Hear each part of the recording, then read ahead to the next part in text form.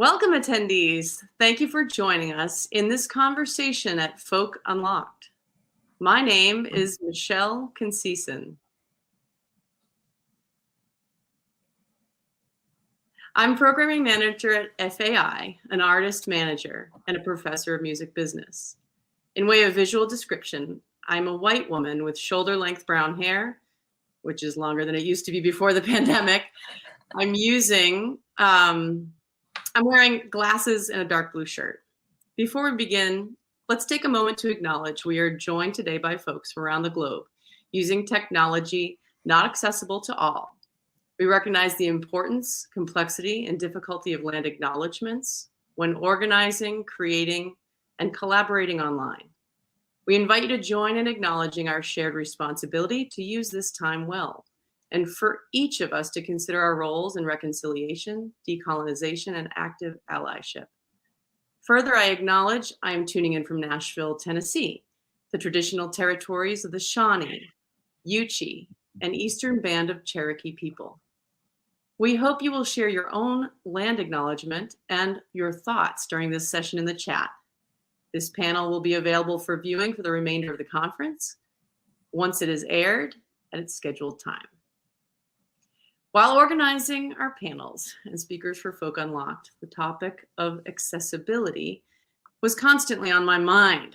How could we reflect conversations our community is having and address ones we still need to have? How could we possibly summarize a year in disability rights activism, community making, visibility, and progress? How can we invite new people whose stories must be heard? Rather than try to tell all the stories of our community, I decided perhaps it is useful to tell a few in depth. Stories of collaboration, community, and advocacy. This conversation between two organizations advocating for accessibility in the arts will be followed by a full panel of artists talking about how to integrate accessibility efforts. Please welcome Wynsor Taylor of the British Council, who will in turn introduce our other guests. But first, let me tell you about Wynsor. Wynsor is located in Washington, D.C. and represents the British Council as their USA Arts Manager. She joined us at FAI for the first time as an attendee last year in New Orleans. Thank you for joining us again today, Wynsor. I look forward to hearing your conversation. Thank you, Michelle. It's my pleasure to be here. Just to quickly audio describe myself, I am a white woman in her late 30s with long, red, curly hair, which, like Michelle, is longer than it used to be, thanks to the time in which we find ourselves. I'm coming to you from Washington, D.C., in my own little studio apartment here near the National Zoo. And I'm delighted to be joined by Gideon Feldman from Attitude is Everything, based in the UK. Gideon has been a wonderful resource for us at the British Council and a great partner in all things disability arts. And we're very excited to share some of the work that Attitude is Everything has been doing in this area, some of their learnings, and just really embrace where all of us are on this sort of continuum journey of inclusive practice and disability. So Gideon, welcome. Thank you very much. It's great to be here. And just to audio describe myself, I'm a white man in my mid-40s. I too have somewhat messy hair due to the third lockdown that we've been pushed into in the UK. And I'm working in the only space in our house that I have available to me, which is a workshop studio. Fantastic. We're all making it work wherever we are. So Gideon, tell us a little bit, for those that may not be familiar, about Attitude is Everything, some of the work and mission that you do in the United Kingdom. To put it in its simplest form first, Attitude is Everything is an organization that assists anywhere that live events happen be as accessible as they can be to everybody. Simple as that. It's a really simple statement, but it unpacks into quite a wealth of opportunity for learning and development and conversation. Slightly longer version is we're an organization that have been in existence in the UK for 21 years now. We started out as a very small project back in 2000. Just our current CEO, Suzanne Ball, on one day a week. We grew from there into a more sustained project, and in 2008 became a charity in our own rights. We're funded by the Arts Council, and what we do is we develop tools and offer opportunities for engagement. We work with starting off with the music industry, and we still spend the majority of our time working within the music industry, but we've also branched out into basically anywhere that live events will happen to assist looking at the access journey that people take. So that's customers, audiences, it's staffing teams and volunteers, and it's professionals, performers, ensuring that access provision is meaningful, is useful, and is within the right area of need for whatever genre it might be.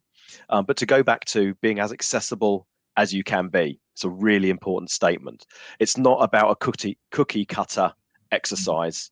It's not about foisting a concept of what access should be from a point of view of just one position. It really is about looking at how access can be developed, incorporated, included, and looking at what that journey is. It's one of those things that never ends. There are starting steps which you can take, which are like the entry level things, which are just as important as what you might be doing if you're a large organization with incredible resources. The things that are happening in the DIY scene are just as important as what's happening in major venues across the world. Absolutely. I think that's key. The part about it, no matter where you are in the journey, you're never finished. It's always continuing, always learning. And I think yeah, go ahead. No, sorry, but also, the first steps can be really quite small. It's, and so not being afraid to take those first steps. And that's one of the things that we found when we were starting out, as in, the question was why we started. It was our CEO, Suzanne, was asking in the media, the music press at the time, why aren't people following the regulations within a new piece of legislation in the UK in that time, the Disability Discrimination Act?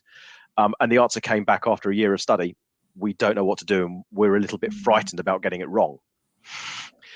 And it's those first steps lead on to more steps, and so it's breaking that concept of what might be unknown and getting it wrong, and leading from there.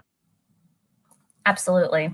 And I think one of the things we found at the council here in the US is that we're working on some quick start guides. So speaking exactly to what you've just mentioned, what are the things that you can do when you don't have a lot of budget to put towards it, when you just need to know, where can I begin in marketing or in front of house, and take those first steps, build some confidence, build some understanding, and then just, again, continue to move on that journey. And I know the resources that you have on your website have been instrumental for us as we were trying to figure out how to help folks start. Can you talk a little bit about the resources that you have available and how they came to be? Yeah, more than happy to.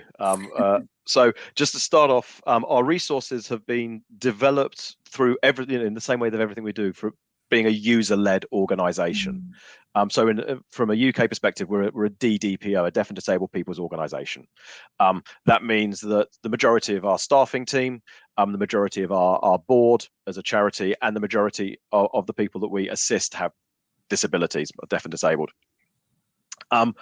However, we're slightly different because we then influence business. So the majority of our clients are venues, festivals, promoters, tour bookers, producers, and a lot of people on the DIY scene.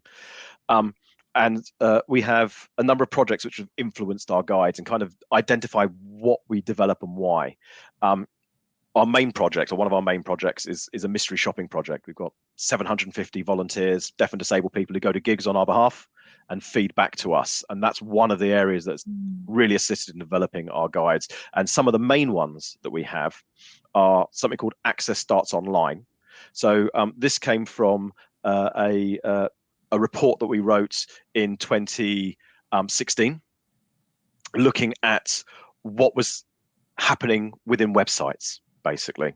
And what we identified from our mystery shops, and then from doing some additional research, was that only 1 in 3 grassroots venues in the UK had any access information on their website at all. So basically, we found out that 1/3 of venues, grassroots venues with an accessible toilet, said they had an accessible toilet on their website. Only 1/5, so only 20% of venues had what we thought was minimum information. So from that point of view, it's, can I contact you? Can I get into the venue? Does it tell me if there's level access or not? Can I go to the toilet? And a piece about personal assistant or companion tickets. So if I'm unable to attend without the assistance of someone else, can I obtain a personal assistant or companion ticket at no additional cost to myself? From a UK perspective, PA tickets are pretty much understood, fairly similar in America. If someone's not able to attend, then it's unfair for them to pay twice as much as someone who can attend without the assistance of someone else. And so that research led us to look at, well, actually, as an organization, we're not about pointing fingers, we're about providing solutions. And so where there's an issue, we want to make the right provision for filling that hole. And so we developed Access Starts Online, which is a tool that's available from our website. It's now been developed into, we're just getting the 18th language written up. The British Council have been really generous in assisting us in translating those into lots of different languages. So if your preferred language is Spanish, Ukrainian, Japanese, or at the moment Urdu, you'll be able to download it in any number of different formats. And what we did with that is design what we think is a good quality package of information that you can develop as a venue or a festival, or even as a DIY promoter using lots of different venues. And you can write that yourself and host it on your website. And one of the things about it is it's not just about saying, oh, look at all this wonderful stuff, we're really accessible. It's also owning where you might not have the best access, because that comes into being as accessible as you can be. So if you're a venue that's using a basement, which only has stairs into it, or if you're on the 3rd floor and there's no lift, talking about that means that as an audience member, I have that information. I can make a choice about whether I come to you or not. The difference between saying there are 4 stairs at the entrance to the venue or there are 30 could make the whole difference between whether someone's going to come and visit you or not. So yeah, that's Access Starts Online. Another really great resource is our DIY access guide. So again, we developed this because we have another project, which is our Charter of Best Practice. And our Charter of Best Practice is a wide-ranging project tool for implementing access at venues and at festivals. It's a project management process and generally takes between 3 months to 6 months to implement at the bronze level, and it's awarded at bronze, silver, and gold. It takes 3 years to put in place at the gold level. So it's a really in-depth piece of project work which is sustained with a business, venue, or a festival over a considerable amount of time. Not everyone can engage with that. Not everyone has the resources, the capacity, and to a certain extent might not wish to. I can't see why, but it happens. And so we developed something called a DIY access guide, do it yourself. And that's written from a point of view of what can we do? What are the easy hacks or interesting hacks that we can put in place with absolutely no budget, with limited resources and limited time? Really looking at, it's DIY for a reason. It's looking at what's happening for people who are at the entry level of their careers in the music industry, who might be putting on their own gigs in their local school hall or their local bar, church hall, whatever that space might be, community centers and such. It's all of those sort of concepts of the easy hits that we can look at and take up while still making a push and offering some challenge about, but actually, have you thought about this? These are some other areas you can do. And then another guide we've developed, which was as a response to events moving online. And at the beginning of this process, we saw a number of really quite large scale events taking an offer online. And across all of the events that we saw, access really dropped off the map. The concept of providing access provision within what at the end of the day are paywall events. You're buying a ticket, you're getting there, but you're not having your access requirement met. And so we developed a online streaming guide for how you can think about and consider access provision within the streaming environment. And again, that looks at what's entry level, what's there that can be done from me putting out strumming a guitar in my bedroom, right the way through to what can the larger players in the market do with the resources that they have available to them. Absolutely, so helpful. Again, like start with what you have, start with where you are, and continue to work towards more, which is great.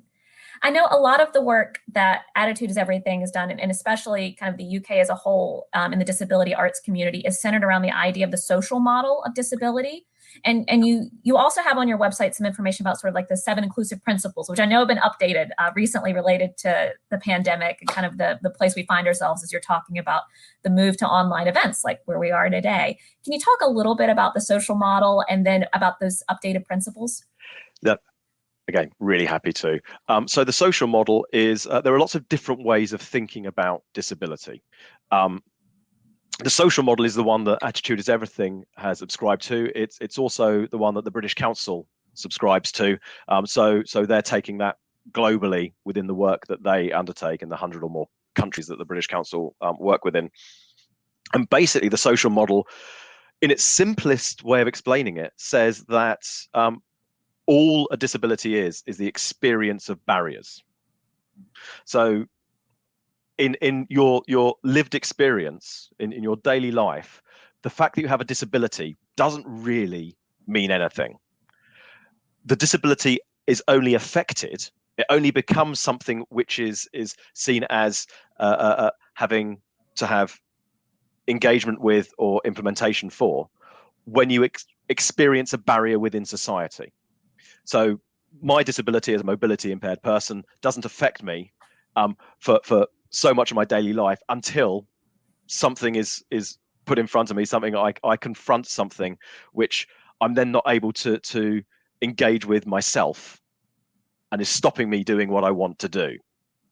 So in the simplest form, disability is the experience of barriers. It was developed pretty much at the same time in the UK and in America, in Berkeley. Where there is some incredible work that came out in disability engagement and disability rights, which has really influenced, especially across the UK, if not globally. And it was developed by disabled people at that time in the 1970s. There was an awful lot of engagement work happening, especially across the States right then. And this was another area of, and it was developed by people who were quite often segregated from society. So they were not able to engage fully in society. And the whole concept is that, it's not my disability that's stopping me. It's the fact that, education, work, socializing and leisure activities have not been designed in an accessible way. It also talks about removing the assumptions and stereotype and prejudice that people encounter on a daily basis, and talks about outlawing unfair treatments that happens regularly in deaf and disabled people's daily lives. So that's a brief overview of the social model. When we look at the 7 principles, so this was a piece of work that was undertaken basically as a pushback to what was happening during the beginning of the pandemic and how organizations were working and looking to work, and it's seen as an opportunity, or hoping to be an opportunity, to engage in conversation, and at its basic model, or basic message, it's about building back better. We have an opportunity. It's our industry, like others, but also more than an awful lot of other industries, has been incredibly hardly hit with what's happened across the pandemic. But we have a space for breath, and to be able to review, assess, and move forward when we can all come back together. And so putting in place that concept of building back better, opening conversations, engaging in conversations, is really important. And so I say there are 7 principles. They're quite wordy, so I won't go into all of them.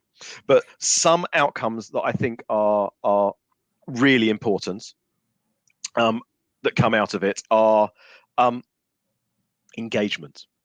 So how are you engaging with deaf and disabled artists? What are you doing to engage with deaf and disabled artists? So just as an idea, from our Next Stage reports, which was a piece of research we did with 96 artists that identified as being deaf and disabled, 70% of them said they have withheld from promoters the fact that they have a disability due to fears of a negative response. And 2 in 3 of them have said that as an artist who plays live, they've compromised their health and well-being to do so. That's just incredible statistics and frightening. So one of the things that we're hoping will come out of this is a push that we're really pushing forward within the UK, about asking about access requirements, something as simple as that. So if every booker, every promoter, every venue, when you're finding that new artist, or when you're interacting with a new artist for the first time, just simply asking the question, do you as an artist or anyone in your party have an access requirement that we as a venue need to know about, or we as a festival, or whatever?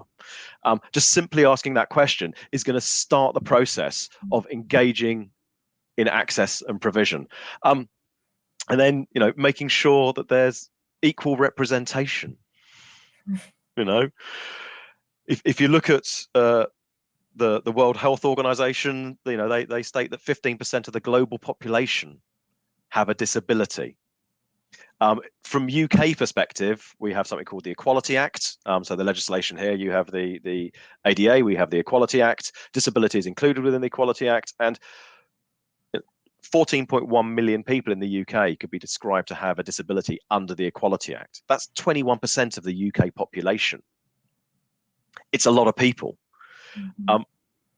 The normalizing of the concept of disability. So it's something we're asking about. It's something that should be open for conversation, and not something that, as I say, 2 or 3 of those artists are hiding or putting themselves at risk in order to perform. Then there's going out and finding those great artists that happen to have a disability and booking them. More engagement, because if you don't see yourself doing something, then how do you know it's for you? And so often, you can be a great artist in your bedroom, but you just might not have the confidence, the understanding of how you can push that forward. And if there are active role models that you can see out there that you can engage with and go, oh, they can do that, I can do that. So, it's not about booking an artist that isn't good enough. They still have to be, up to a standard that is right and fit into the genre that you are working within. But they're out there, finding them and actively engaging with them. It's the way that we need to go. Building back better, basically. It's a great, I love that you said sort of taking the breath and the pause. I've heard someone else describe it as like adding a comma to the conversation, right? And that's where we are. We're sitting in the comma. And so how do we take this time, this opportunity? And we hate to think that we've wasted any of this time, right? There have been so many challenges associated with it, but if there is a way to build back better and to take the time to have those conversations and to rethink the way that we're approaching these sorts of things, we'll be so much better off on the other side of that, and making sure that the access that we want to provide or we aim to provide, we're actually providing. And I know the council, we talk a little bit sometimes about sort of the three-legged stool of access. You need to have it on the stage, in the audience, and as well as backstage, sort of your staff is sort of that third piece. So taking this wonderful, strange but wonderful opportunity to sit in the comma and sit in that breath and go, okay, what are we doing in those three areas, and how do we make sure that we can do better in the future? Because we always no one's perfect, and no organization is perfect, and we always know there are things upon which we can improve. So striving towards that, I think, has been a great reminder, Gideon. So thank you for the work that Attitude is Everything is doing to encourage that. And I know we'll have a chance to link to some of those resources and have a further conversation a little later with folks in the chat about particulars. But I really appreciate your time and sharing and openness about sort of where Attitude is Everything is on the journey, and learning from your path and your way to get to where you are, and kind of the hopes that you have for the future as well. Well, you're very welcome, and thank you so much for the opportunity to come and speak. Absolutely. Truly our pleasure. And thanks so much to Michelle and Folk Alliance. And I believe we're going to turn it back over to them for the next bit.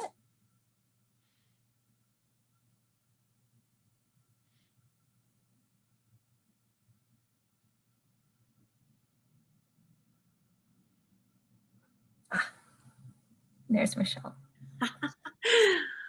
Oh, that was so wonderful. I'm putting my pen down. I've been taking notes. This is a really incredible conversation. Thank you, Wynsor, and thank you, Gideon, for your work and for sharing your work with us in this incredible conversation. And thank you, Alyssa from LC, for interpreting today. This session will continue to be available as a recording on the Folk Unlocked platform all week. Please take a moment to provide feedback about today's conversation by posting comments in the chat. And finally, Folk Unlocked is made available at a pay-what-you-can price point thanks to the generosity of donors. If you would like to support our work, donations can be made at folk.org/donate. Stay safe and connected, community. See you soon.